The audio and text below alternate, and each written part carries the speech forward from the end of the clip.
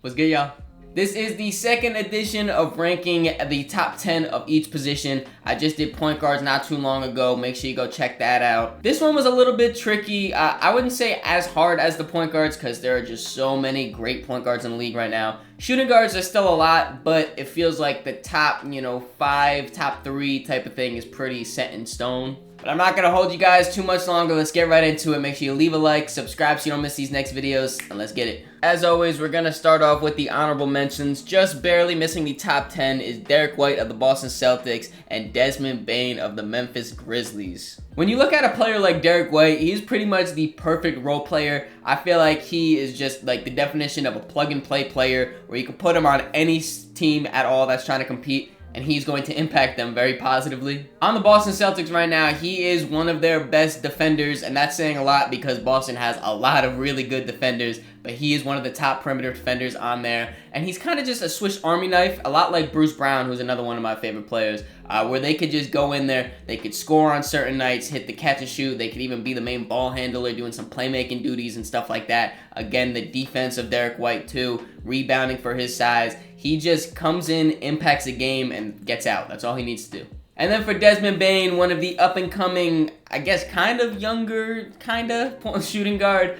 He's a great catch-and-shoot guy playing alongside Ja Morant. He benefits a lot from Ja's gravity and playmaking, getting him a lot of open shots. Where I look to see him grow is creating his own, and he has this season, but there's still a lot of room to grow. Kind of luckily for him, Ja will be out of those first 25 games, so I'm sure he's going to have a lot of the creation duties, whether that's creating for himself or opening up his game even more and creating for his teammates. Either way, I'm excited. Next season, I wouldn't be surprised if he's in the top 10. And kicking off our official top 10, we have Bradley Beal coming in at number 10. Putting up some solid numbers, 23 points, 4 rebounds, 5 assists. The efficiency is there. He's not averaging 30 anymore, but he's still in the top of the league. So Bradley Beal is kind of in a weird spot here. If you guys didn't see my point guard ranking video, I said that on any team, you can only have one player per position. So my example was Kyrie and Luka Doncic. They both can't be point guards, even though they probably both are point guards, but Kyrie moved over to the 2 guard to play with Luka. Obviously, both Bradley Beal and Devin Booker are shooting guards, but since they haven't played together just yet, they both played last season as shooting guards, so as of right now, I'm still classifying Bradley Beal as a shooting guard. Hopefully that's not too confusing, but he is a little bit of an exception here. A lot of people assume since Bradley Beal isn't averaging 30 points per game anymore that he's just washed and really not, still the peak player that he once was.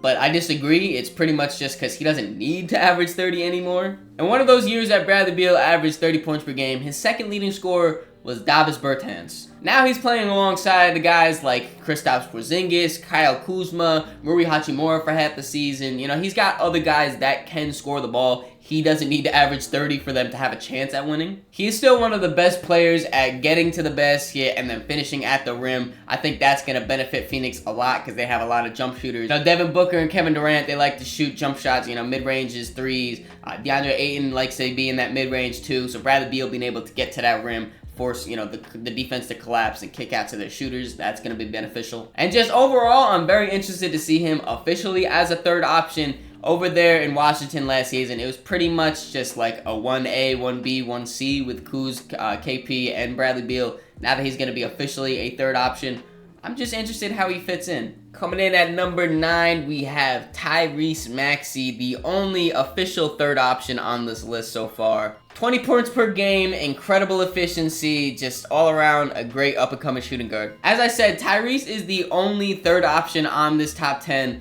and that is because he is so good at being that third option and capitalizing on his limited shots. As you just saw, he's averaging 20 points per game while shooting 48% from the field and then 43% from 3. Come on, man. That's where I think his biggest strength is his shooting from 3. He can get hot and just not miss, whether it's pull-ups, catch and shoots, step backs. He can hit any type of 3 from any spot on the court, and that gives a lot of firepower to this 76ers offense. And all around, I just think he's a perfect fit, high energy. He plays fast, plays quick, decisive. He knows what he wants to do. He'll get out in transition. Like I said, from 3 is incredible. He's got a little bit playmaking coming along too with him. I think that especially if James Harden leaves the 76ers, he could be a most improved candidate. And at number 8, we have DeJounte Murray. His first time playing the shooting guard position, cracking the top 10. Just an all-around player that can do a little bit of everything. When it comes to DeJounte, it's very similar to what I was talking about with Trae Young in my point guard ranking videos. This is the first time that he's played with another ball-dominant, high-usage player in his backcourt with Trae Young. So a lot of times the offense didn't really look very cohesive. It didn't really have a specific flow, just kind of a lot of ISOs and just chucking up shots. So I do think now with a full year of experience under their belt, those efficiencies that were kind of subpar, they will bump up a little bit.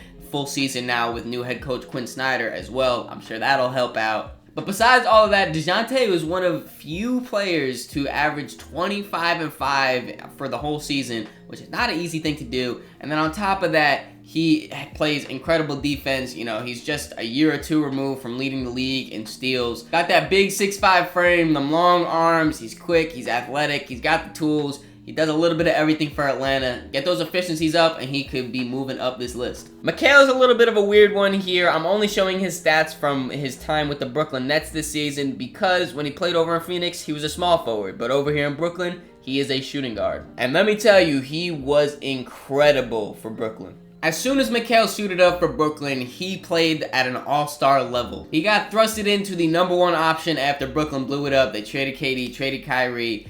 And he was their number one guy, and he excelled at that. Super efficient, creating his own shot for pretty much the first time in his career. Getting to the mid-range, getting to the basket, shooting the three, just doing it all for Brooklyn. On top of that, he is also a former all-defensive team member. The one thing, though, is he only has played 27 games for Brooklyn. Hopefully next season he will be able to keep it up for all 82, and if he does, you could definitely see him climbing these ranks as well. Almost at that top 5, coming in at number 6, we have Zach LaVine coming off a very good scoring season for the Bulls. As a team, the season probably didn't go as he wanted, but individually, he did pretty well. When I think of Zach LaVine, I think of a pure bucket getter, just 3-level scorer, can really do it at any time on the court, any place on the court. He will get a bucket on you. He may not be as explosive as he once was, but that doesn't mean that he's not explosive. He still is, can blow right by a man, jump out the gym, over you, around you. You know, he's got the acrobatic finishing lays and stuff like that. Can rise to a jump shot at any time, whether it's a pull-up three or in the mid-range. Just pure bucket getter. I gotta be honest though, I am interested in seeing him in a more winning situation. I've never really been too high on this Chicago Bulls Big Three, and they seem to be just rolling with it. I want to see him traded to maybe a place like New York, or maybe a place like, I don't know, anywhere else, honestly. Just send him to New York and just let him get buckets in the Garden. And cracking the top 5, we have Paul George, PG-13, coming off a great season, averaging 24, 6, and 5. The efficiencies are there. The defense was there. All around amazing season for Paul George. But take everything I just said about Zach LaVine on how he's super athletic, explosive, can, you know, rise at a jump shot at any time on the court, any place on the court. Take all that, add some defense, and then you got Paul George. Now, but in all seriousness, Paul George can realistically do pretty much anything on the court at 6'9" at the shooting guard position, which is really insane. He could be the main ball handler with his playmaking, can score with the ball in his hands, can score as an off-ball guy with catch and shoot. As I just said, at 6'9" at the shooting guard position, he can rebound extremely well with his size. His steals are on point with his length too. He can contest some shots at the rim, switching on different guys. Just all around a Swiss Army knife, but as a superstar. So you can't really get much better than that. The one thing that leads to Paul George's downfall, which is something he unfortunately cannot really control, is his injuries and his health. Hopefully we have a full season and full playoffs where Paul George is healthy. It just hasn't happened recently. Coming in at number 4, we have Kyrie Irving. Very similar to Mikal Bridges. I am just showing his stats for Dallas because that's where he played shooting guard this season. In his 20-game sample size, he put up insane numbers. 27 points, 5 rebounds, 6 assists. The efficiencies are there, man. Just all-around great player. Kyrie Irving is probably my favorite scorer to watch just because he can get it in any single way possible, whether it's playing blow-bying you for an easy lay, an acrobatic up and under, mid-range, 3-point shot, playmaking he's got in his bag too. He's just overall an amazing offensive player. In Dallas, he just barely missed out on 50-40-90 club with his efficiencies. He re-signed with Dallas this offseason, and I cannot wait to see a full season of playing with Luka, you know, them playing together. Kind of like what I was saying with DeJounte and Trae Young, just more of that cohesiveness in their offense playing together. It's going to come with time. And then surround them with a decent supporting cast, which, you know, they built a pretty good one so far.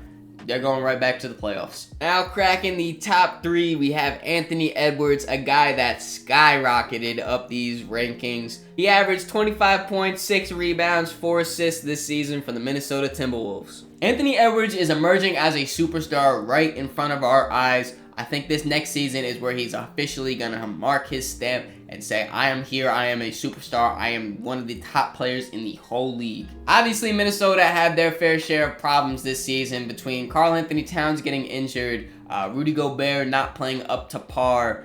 They had the whole Kyle Anderson thing, that Naz Reid went out with an injury later in the season too. Regardless of all of that, Anthony Edwards put the team on his back, no complaints, and brought them to the playoffs into the A seed, and is also the single reason why they did not get swept. He stole a game from the defending champ, not the defending champs. He stole a game from the current champs, the Denver Nuggets. Obviously, everyone knows that Anthony Edwards is an insane finisher with his freak athletic ability. That's, you know, how he was looked at coming into the draft as a great finisher. But every single year so far, his jump shot has improved in efficiency, improved in volume. So I'm just saying, if he ever shoots 40% from 3, man, it's raps, bro. And coming in at number 2, we have Donovan Spider Mitchell. In his first season with Cleveland, a super efficient 28 points, 4 rebounds, 4 assists. Not much more you can ask for. In the middle of last season, I made a video talking about how Donovan Mitchell has emerged as one of the league's best players, a superstar in this league right here with the Cleveland Cavaliers.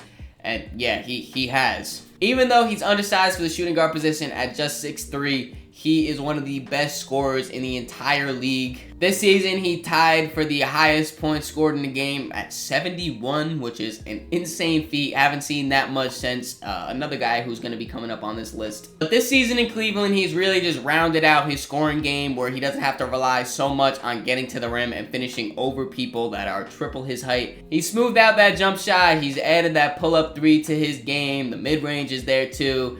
Playing alongside Darius Garland, I'm sure that's easing things up for him. Things didn't go as planned in the playoffs this season for Donovan or the Cavs, so I'm sure he's coming with a vengeance next season. And the number 1 shooting guard goes to Devin Booker. 28 points, 4 rebounds, 5 assists.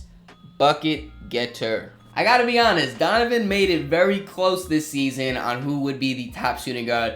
But that still is going to D-Book, man. We've talked a lot about bucket getters and guys that can score on anything and anyone. I'm going to be honest, though, in a 1v1 situation or just a game-winning whatever, I think I'm taking Devin Booker over anyone in the league to get me a bucket. He has shown that he can lead a team to the NBA Finals, and now he has arguably a better supporting cast with Kevin Durant. Bradley Beal coming over now too. I am actually very interested to see him play with Kevin Durant because they played 7 regular season games and then however many games in the playoffs together. There's not a huge sample size there. Again, interested in seeing Bradley Beal get it folded into that as well.